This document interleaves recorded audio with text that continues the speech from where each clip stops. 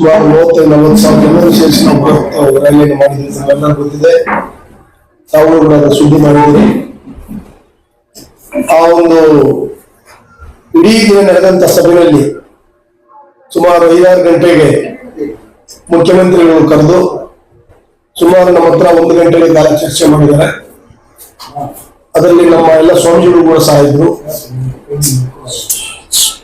ಮಾದಾರ ಚೆನ್ನಯ್ಯ ಅವರು, ಸಿದ್ದರಾಜ್ ಅವರು, ಎಲ್ಲ ಸ್ವಾಮೀಜಿಗಳು ನಮ್ಮೆಲ್ಲ ಬೇಡುವ ಇದ್ರು. ನಮಗೆ ಒಂದು ಆತಂಕ ಇದ್ದಿದ್ದು ಏನು ಅಂತ ಹೇಳಿದ್ರೆ, ಈಗಾಗಲೇ 56,000 ಹುದ್ದೆಗಳನ್ನ ನೋಟಿಫಿಕೇಶನ್ ಮಾಡಿ ತುಂಬಾ ಕೊಟ್ಟಿದ್ದಾರೆ ಅಂತಕ್ಕಂಥ ವಿಚಾರ ಇತ್ತು. ಆ ವಿಚಾರದಲ್ಲಿ ಇಡೀ ರಾಜ್ಯದಲ್ಲಿ ಎಲ್ಲ ಕಡೆ ಪ್ರೊಟೆಸ್ಟ್ ಆಗಿದೆ. ತಾಲೂಕು ಜಿಲ್ಲಾ ಮಟ್ಟದಲ್ಲಿ ಇದಾದ ರೀತಿಯಲ್ಲಿ ಮಾಡಿದ್ರು. ಅವತ್ತು ಸಿದ್ದರಾಮಯ್ಯನವರು ನಮಗೆ ಆಶ್ವಾಸನೆ ಕೊಟ್ಟಿದ್ದಾರೆ, ಯಾವುದೇ ಕಾರಣದಿಂದ ನೋಟಿಫಿಕೇಶನ್ ಆಗಿಲ್ಲ. ಆಮೇಲೆ ಯಾವುದೇ ಇಲಾಖೆಯಲ್ಲಿ ಕೂಡ ಜಸ್ಟ್ ಮಾಹಿತಿ ಕೇಳಿದೀವಿ ಅಷ್ಟೇ, ನೋಟಿಫಿಕೇಶನ್ ಆಗಿಲ್ಲ. ಇದೇ ತಿಂಗಳು 27ನೇ ತಾರೀಕು ಕ್ಯಾಬಿನೆಟ್ ಅಲ್ಲಿ ತಂದು ಕ್ಯಾಬಿನೆಟ್ ಅಲ್ಲಿ ಪಾಸ್ ಮಾಡಿ ಒಳ ಮೀಸಲತೆಯನ್ನ ಜಾರಿ ಮಾಡ್ತೀವಿ. ಮತ್ತು ಅದರಲ್ಲಿ ಆಗಂತ ಎಲ್ಲ ನೇಮಕಾತಿಯಲ್ಲಿ ಕೂಡ ಒಳ ಮೀಸಲತೆಯನ್ನು ಇನ್ಕ್ಲೂಡ್ ಮಾಡ್ತೀವಿ.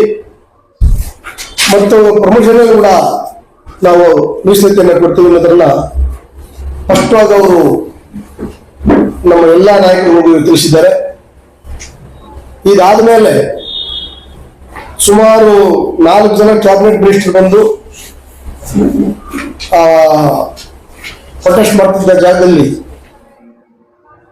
ದಿನೇಶ್ ಗುಂಡೂರಾವ್ ಅವರು, ಜೆ.ಎಚ್. ಮುನಿಯಪ್ಪನವರು, ಜಾರಕಿಹೊಳಿ ಅವರು, ಈಶ್ವರ್ ಖಂಡ್ರೆ ಎಲ್ಲರೂ 4 ಜನ ಕ್ಯಾಬಿನೆಟ್ ಮಿನಿಸ್ಟರ್ ಬಂದು ಮುಖ್ಯಮಂತ್ರಿ ಏನು ಹೇಳಿದ್ದಾರೆ ಅಂತಕ್ಕಂಥ ವಿಚಾರ ಅವರು ಕೂಡ ಹೇಳಿದ್ದಾರೆ. ಅದರಿಂದ ನಿನ್ನೆ ಆ ವಿಚಾರಕ್ಕೆ ನಾವು ಮತ್ತೆ ಚೀಫ್ ಸೆಕ್ರೆಟರಿ ಹತ್ರ ಮಾತಾಡಿದ್ವಿ. ಚೀಫ್ ಸೆಕ್ರೆಟರಿ ಕೂಡ ಅದನ್ನೇ ಹೇಳಿದ್ದಾರೆ, ನೋಟಿಫಿಕೇಶನ್ ಆಗಿಲ್ಲ, 27ನೇ ತಾರೀಕು ಆದ್ಮೇಲೆ ಅದಾಗುವುದು ಅಂತ ಹೇಳಿದ್ದಾರೆ. ಅದಾದ್ಮೇಲೆ DPR ಸೆಕ್ರೆಟರಿ ಕೂಡ ಮಾತಾಡಿದ್ವಿ. ಅವರು ಕೂಡ 27 ಕ್ಯಾಬಿನೆಟ್ ಅಲ್ಲಿ ತೀರ್ಮಾನ ಆಗ್ತದೆ, ಅದುವರೆಗೂ ಯಾವ್ದು ಮಾಡಲ್ಲ ಅಂತಕ್ಕಂಥ ಮಾತನ್ನು ಹೇಳಿದ್ದಾರೆ. ಅದರಿಂದ ನಾವು ಸದ್ಯಕ್ಕೆ ಈ ಒಂದು ಧರಣಿ ಸತ್ಯಾಗ್ರಹ ಬೇರೆ ಬೇರೆ ತರ ಮಾಡ್ತಕ್ಕಂಥ ಎಲ್ಲ ಹೋರಾಟವನ್ನು 27ರವರೆಗೂ ನಾವು ಪೋಸ್ಟ್ಪೋನ್ ಮಾಡಿದ್ವಿ. 27ನೇ ತಾರೀಕು ಸರ್ಕಾರ ಮಾಡಲೇಬೇಕು. 27ನೇ ತಾರೀಕು ಸರ್ಕಾರ ಏನನ್ನ ಮಾಡೋದೇನನ್ನ ಮತ್ತೆ ಲೇಟ್ ಮಾಡೋದು, ಬದಲಾವಣೆ ಮಾಡಿದ್ರೆ ನಾವು ಇಡೀ ರಾಜ್ಯಾದ್ಯಂತ ನಾವು ಹೋರಾಟ ಮಾಡೋಕ್ಕೆ ಮತ್ತೆ ನಾವು ರೆಡಿ ಆಯ್ತು ಅಂತಕ್ಕಂಥ ಮಾತನ್ನು ಹೇಳ್ತಾ, ನಮ್ಮ ಎಲ್ಲ ತಾಲೂಕು ಜಿಲ್ಲಾ ಮಟ್ಟದ ಕಾರ್ಯಕರ್ತರು, ರಾಜ್ಯ ಮಟ್ಟದ ಕಾರ್ಯಕರ್ತರು, ವಿವಿಧ ಸಂಘಟನೆಯಿಂದ ಮಾಡ್ತಕ್ಕಂಥವ್ರು ಯಾರು ಕೂಡ ಆತಂಕಕ್ಕೊಳಗಾಗಬಾರ್ದು.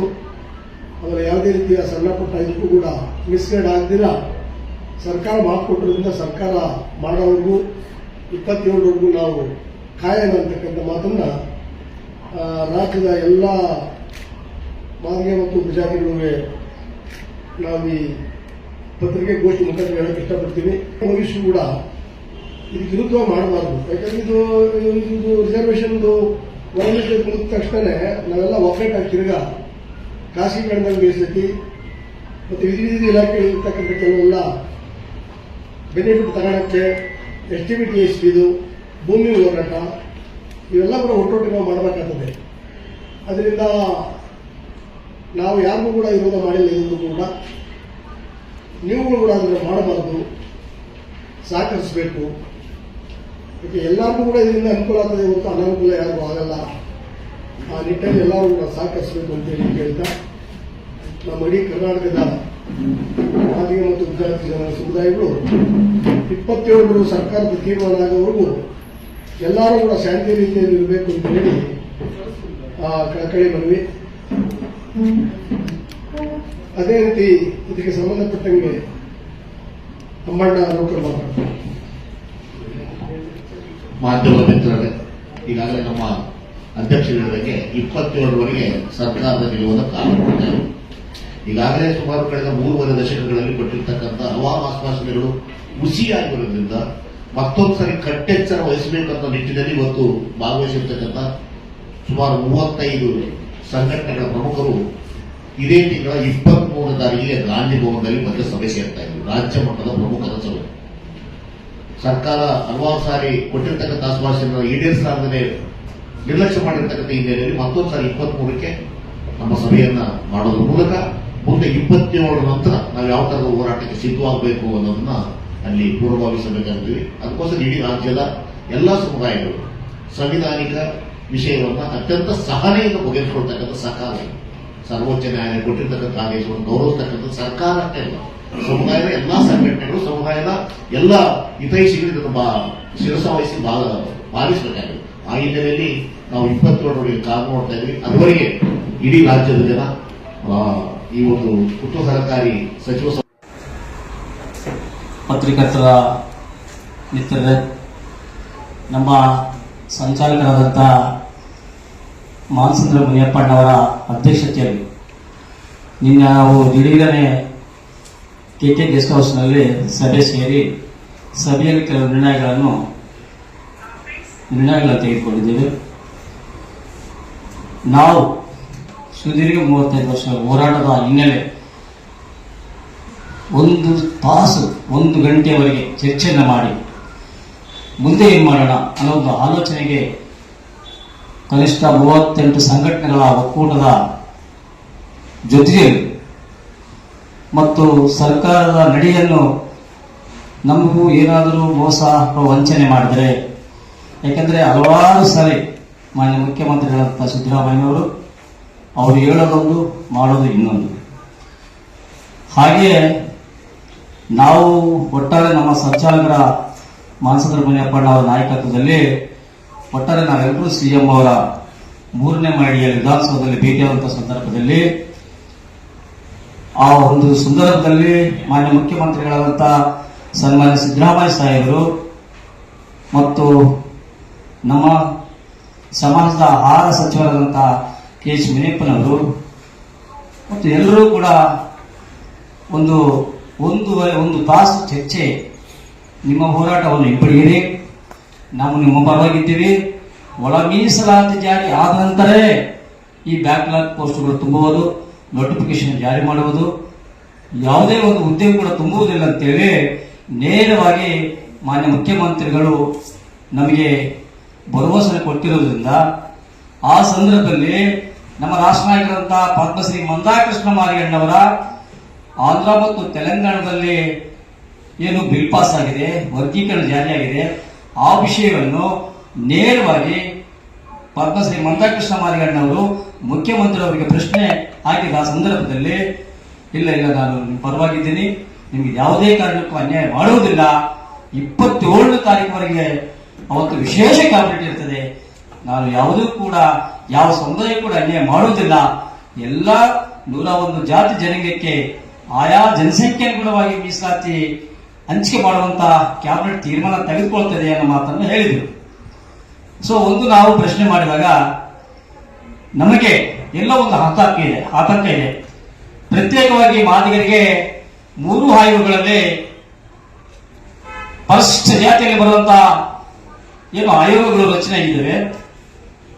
ನಾಗಮಂಗಲ ಆಯೋಗದಲ್ಲಿ 6% ಇದೆ, ಮಾಧುಸ್ವಾಮಿ ವರದಿಯಲ್ಲಿ ಕೂಡ 6% ಇದೆ ಮಾದಿಗರಿಗೆ, ಮತ್ತು ನಾಲ್ಕು ದಾಸ್ ವರದಿ ಹಾಗೂ ಮಾಧುಸ್ವಾಮಿ ವರದಿ, ಈ 3 ವರದಿಗಳಲ್ಲಿ 6% ಆಯಾ ಜನಸಂಖ್ಯೆ ಅನುಗುಣವಾಗಿ ಮೀಸಲಾತಿ ಹಂಚಿಕೆ ಮಾಡಿದ್ದು ತಮ್ಮೆಲ್ಲರಿಗೂ ಗೊತ್ತಿದೆ.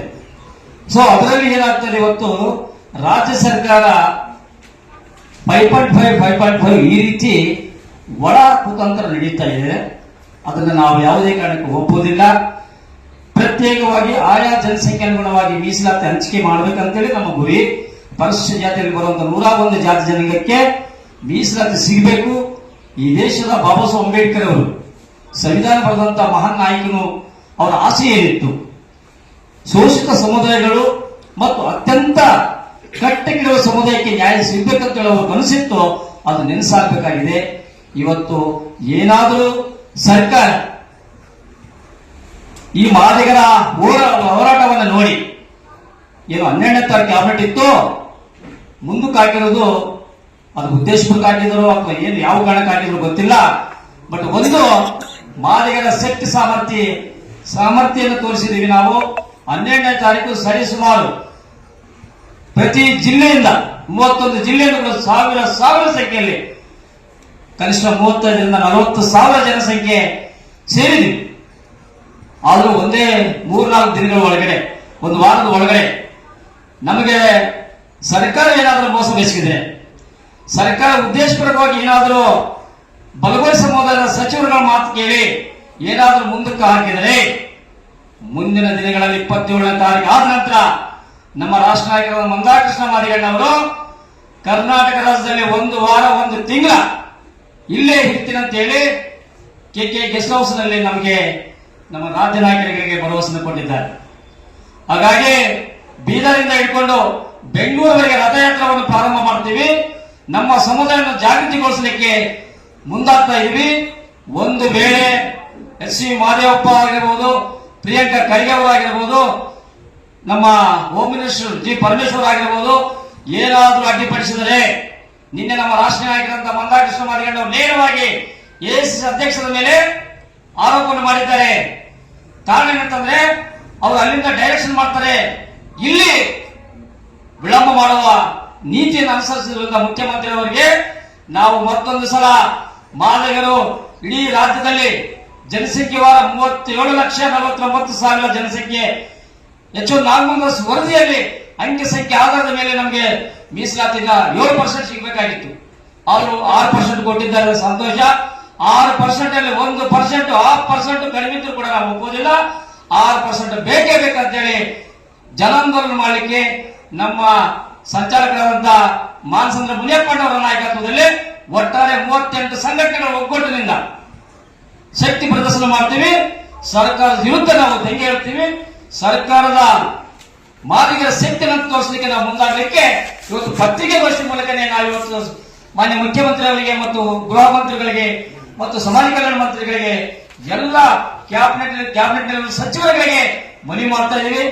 ಮೊನ್ನೆ 4 ಜನ ಮಂತ್ರಿಗಳು ನಮ್ಮ ಫ್ರೀಡಂ ಪಾರ್ಕ್ಗೆ ಬಂದು ನಮ್ಮ ಮನವಿಯನ್ನು ಸ್ವೀಕರಿಸಿದ್ದಾರೆ. ಅದು ಮಾನ್ಯ ಮುಖ್ಯಮಂತ್ರಿ ಡೈರೆಕ್ಷನ್ ಮೇಲೆ ಆಗಲಿಕ್ಕೆ ಬಂದಿರೋದು. ನಾವು ಕೂಡ ಮುಖ್ಯಮಂತ್ರಿ ಸಿದ್ದರಾಮಯ್ಯವರ ಸಭೆ ಕರೆದರು. ಆ ಸಭೆಯಲ್ಲಿ ನಿರ್ಣಯಗಳು ಏನು ಮಂಡಿಸಿದರೆ ಅದರ ತಕ್ಕಂತೆ ನಡ್ಕೊಂಡ್ರೆ ನಾವು ಸ್ವಾಗತಿಸ್ತೀವಿ. ಇಲ್ಲದೆ ಇದ್ರೆ ಬೆಂಗಳೂರು ನಗರವನ್ನು ದಿಗ್ಬಂಧನ ಮಾಡ್ತೀವಿ. ಇಡೀ ಕರ್ನಾಟಕ ರಾಜ್ಯಾದ್ಯಂತ ಅಲ್ಲೋಲಕಲ ಮಾಡಲಿಕ್ಕೆ ಮಾದಿಗರು ಸಿದ್ಧರಾಗಿದ್ದೇವೆ ಅಂತ ಹೇಳ್ತಾ ಈ ಸಂದರ್ಭದಲ್ಲಿ ನಾವೆಲ್ಲರೂ ಕೂಡ ಒಟ್ಟಿಗೆ ಇದ್ದೀವಿ. ಇವತ್ತು 23ನೇ ತಾರೀಕು ಮತ್ತೊಂದು ಸಲ ಗಾಂಧಿ ಭವನದಲ್ಲಿ ಸಭೆಯನ್ನು ಕರೆದಿದ್ದೀವಿ. ಆ ಸಭೆಯಲ್ಲಿ ಎಲ್ಲ ರಾಜ್ಯದ ನಾಯಕರುಗಳು ಸೇರ್ತಾ ಇದ್ದೀವಿ. ಅದು ಮಾನ್ಯ ಮಾನಸಂದ್ರ ಮುನಿಯಪ್ಪಣ್ಣ ಹಿರಿಯರು, ಅವರು ಆಲ್ ಇಂಡಿಯಾ ಬಹುಜನ ಸಮಾಜ ಪಾರ್ಟಿಯ ಅಧ್ಯಕ್ಷರು, ಅವರ ನಾಯಕತ್ವದಲ್ಲಿ ನಾವೆಲ್ಲರೂ ಒಟ್ಟಿಗೆ ಆಗಿದ್ದೀವಿ. ನಾವೆಲ್ಲರೂ ಕೂಡ ಯಾವುದೇ ಭಿನ್ನಾಭಿಪ್ರಾಯ ಇಲ್ಲ. 38 ಸಂಘಟನೆಗಳ ಒಗ್ಗಟ್ಟಿನ ಪ್ರದರ್ಶನ ಮೂಲಕ ಈಗಾಗಲೇ ಸರ್ಕಾರಕ್ಕೆ ಎಚ್ಚರಿಕೆಯನ್ನು ಕೊಟ್ಟಿದ್ದೀವಿ. ಅದೇ ರೀತಿ ನಡ್ಕೊಳ್ಬೇಕು. ಒಂದು ವೇಳೆ ಸರ್ಕಾರ ವಿಳಂಬ ಧೋರಣೆ ಅನುಸರಿಸಿದ್ರೆ ಮುಂದೆ ಆಗುವ ಅನಾಹುತ ಕಾರಣ ಬರುವಂತ 28 ಚುನಾವಣೆಯಲ್ಲಿ ಮಾದಿಗರು ತಕ್ಕ ಪಾಠ ಕಲಿಸಬೇಕಾಗ್ತದೆ ಅಂತ ಹೇಳಿ ಈ ಸಂದರ್ಭದಲ್ಲಿ ಹೇಳಿ ನನ್ನ 2 ಮಾತು ಮುಗಿಸ್ತೇನೆ. ನಮ್ಮ ನಿಯೋಗ ಕೇಳಿದ್ದಾರೆ. ಮತ್ತೊಂದ್ಸರಿ ಮಂದಕೃಷ್ಣರವರು ನಮ್ಮ ರಾಷ್ಟ್ರ ನಾಯಕರು ಮತ್ತೆ ಸಿಎಂ ಜೊತೆ ಮಾತಾಡಿದಾಗ ನಾವೆಲ್ಲರೂ ಜೊತೆಗೆ ಸೇರಿದಾಗ 24 ಗಂಟೆಗಳ ಕಾಲ ಚರ್ಚೆ ಮಾಡಿ ಆದ್ರೆ ಮತ್ತೊಂದು ಸಾರಿ ಒಳ ಮೀಸಲಾತಿಯನ್ನು ಮರುಪ್ರಸ್ತಾವ ಮಾಡಲು ಹೋಗಬೇಡಿ ಅನ್ನೋ ಒಂದು ಕಟ್ಟೆಚ್ಚರವನ್ನ ಸನ್ಮಾನ್ಯ ಸಿದ್ದರಾಮಯ್ಯವರು ಸಚಿವ ಸಂಪುಟ ಕೊಟ್ಟಿದ್ದರು. ಅದಕ್ಕೋಸ್ಕರ ವಿಶೇಷ ಸಂಪುಟ ಸಭೆ ಈ ಸೆಷನ್ಗಳ ವಿರುದ್ಧ ಹೆಚ್ಚಿಗೆ ಚರ್ಚೆ ಮಾಡೋಕ್ಕಾಗಲ್ಲ. ಅದಕ್ಕೋಸ್ಕರ ವಿಶೇಷವಾಗಿ ಒಂದು ದಿನ ಸಚಿವ ಸಂಪುಟವನ್ನು ನಡೆಸಬೇಕಂತ ಕೊಡೋದಕ್ಕೋಸ್ಕರ ಗೌರವಿಸ್ತೀವಿ. ಒಂದು ವೇಳೆ ಆ ಗೌರವ ತಕ್ಕಂಗೆ ಸಿಎಂ ಅವರು ನಡೆಕೊಂಡ್ರೆ ನಮ್ಮ ಹೋರಾಟ ಇರಲ್ಲ. ಬಟ್ ಒಂದು ವೇಳೆ ಅದನ್ನು ತಪ್ಪಿ ಮತ್ತೆ ನಮ್ಮ ಸಮುದಾಯ ಹಿತಾಸಕ್ತಿಗೆ ದ್ರೋಹ ಬಗೆದ್ರೆ ಅಥವಾ ಹಿತಾಸಕ್ತಿಯನ್ನು ಕಡೆಗಣಿಸಿದ್ರೆ ನಮ್ಮ ಹೋರಾಟ ನಿರಂತರವಾಗಿರ್ತದೆ. ಮೊನ್ನೆ ನಡೆದಿರ್ತಕ್ಕಂಥ 50,000 ಜನರ ಆಕ್ರೋಶ ಇದಲ್ಲ, ಅದು ಇಮ್ಮಡಿ ಆಗ್ತದನ್ನ ಈ ಸಂದರ್ಭದಲ್ಲಿ ಹೇಳಕ್ಕೆ ಇಷ್ಟಪಡ್ತಾರೆ.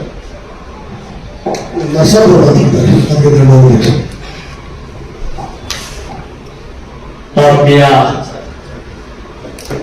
ಪತ್ರಿಕರ್ತರ ಮಿತ್ರರೇ, ನಮ್ಮ ಸಂಚಾಲಕರಾದಂಥ ಮಾನಸಂದ್ರ ಮುನಿಯಪ್ಪಣ್ಣವರ ಅಧ್ಯಕ್ಷತೆಯಲ್ಲಿ ನಿನ್ನೆ ನಾವು ಹಿರಿಯರೇ KK ಗೆಸ್ಟ್ ಹೌಸ್ನಲ್ಲಿ ಸಭೆ ಸೇರಿ ಸಭೆಯಲ್ಲಿ ಕೆಲವು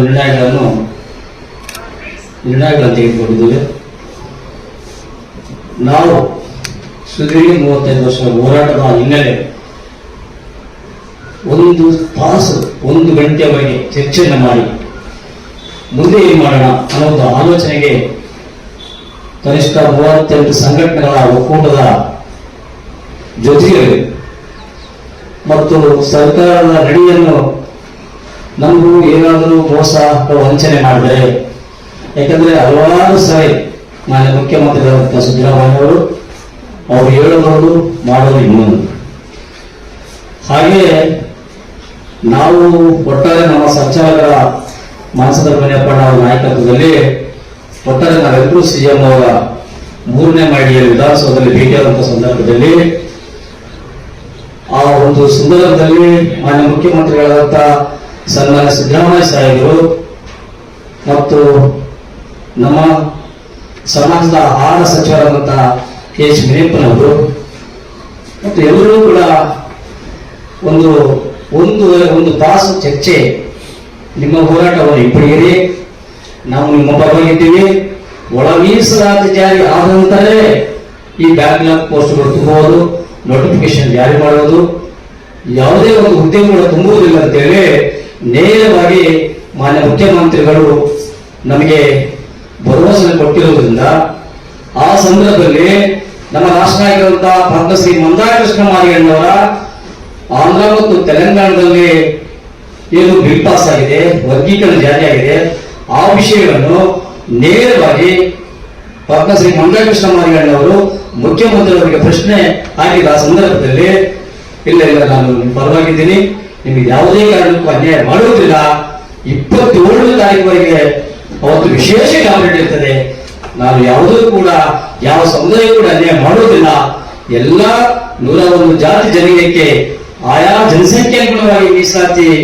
ಹಂಚಿಕೆ ಮಾಡುವಂತಹ ಕ್ಯಾಬಿನೆಟ್ ತೀರ್ಮಾನ ತೆಗೆದುಕೊಳ್ಳುತ್ತದೆ ಅನ್ನೋ ಮಾತನ್ನು ಹೇಳಿದ್ರು. ಸೊ ನಾವು ಪ್ರಶ್ನೆ ಮಾಡಿದಾಗ ನಮಗೆ ಎಲ್ಲ ಒಂದು ಆತಂಕ ಇದೆ. ಪ್ರತ್ಯೇಕವಾಗಿ ಮಾದಿಗರಿಗೆ 3 ಆಯೋಗಗಳಲ್ಲಿ ಫಸ್ಟ್ ಜಾತಿಯಲ್ಲಿ ಬರುವಂತಹ ಏನು ಆಯೋಗಗಳು ರಚನೆ ಇದ್ದೇವೆ. ಹೆಚ್ಚು ಮಾಗುಂದ ಆಯೋಗದಲ್ಲಿ 6% ಇದೆ, ಮಾಧುಸ್ವಾಮಿ ಕೂಡ 6% ಇದೆ ಮಾದಿಗರಿಗೆ, ಮತ್ತು ನಾಲ್ಕುದಾಸ್ ವರದಿ ಹಾಗೂ ಮಾಧುಸ್ವಾಮಿ ವರದಿ, ಈ 3 ವರದಿಗಳಲ್ಲಿ 6% ಆಯಾ ಜನಸಂಖ್ಯೆ ಅನುಗುಣವಾಗಿ ಮೀಸಲಾತಿ ಹಂಚಿಕೆ ಮಾಡಿದ್ದು ತಮಗೆಲ್ಲರೂ ಗೊತ್ತಿದೆ. ಸೊ ಅದರಲ್ಲಿ ಏನಾಗ್ತದೆ, ಇವತ್ತು ರಾಜ್ಯ ಸರ್ಕಾರ 5.5 ಈ ರೀತಿ ಒಳ ಕುತಂತ್ರ ನಡೀತಾ ಇದೆ. ಅದನ್ನು ನಾವು ಯಾವುದೇ ಕಾರಣಕ್ಕೂ ಒಪ್ಪುವುದಿಲ್ಲ. ಪ್ರತ್ಯೇಕವಾಗಿ ಆಯಾ ಜನಸಂಖ್ಯೆ ಅನುಗುಣವಾಗಿ ಮೀಸಲಾತಿ ಹಂಚಿಕೆ ಮಾಡಬೇಕಂತೇಳಿ ನಮ್ಮ ಗುರಿ.